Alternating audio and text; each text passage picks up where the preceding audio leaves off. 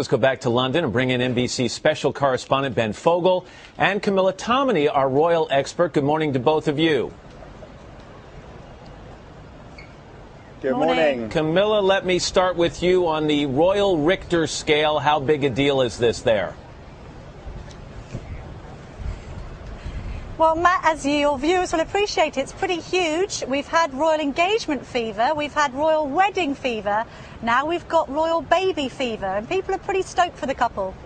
Ben, is it fair to assume that the royal couple, that William and Kate would not have mentioned this had it not been for the need to hospitalize her? Might they not have kept this secret for quite a while longer? I mean, I think that's one of the key things here, and any parents out there will know the significance of waiting till that 12-week scan.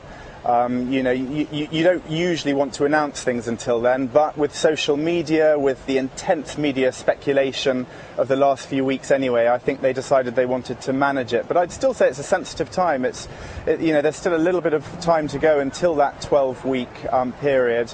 But, you know, as Camilla said, the world is already descending on London, and everyone has a huge smile on their faces. And Camilla, you even start to speculate as to what type of a life this little baby will lead, whether it's a boy or a girl. Obviously a life of great privilege, but also a life lived in the spotlight. Compare, if you will, what this baby will face, and Ben mentioned the era of social media, compared to, for example, 1982, when this baby's father was born. Sure. Well, of course, it's a double-edged sword. On one hand, all of the privileges of royal life. On the other, a life lived in the public gaze. That said, I think a lot has changed since 1982, Matt. Yes, when Prince William was born, of course, there was the photo call on the hospital steps, and then he was seen forever with Diana, both in public and private moments. William will be keen not to repeat that too much.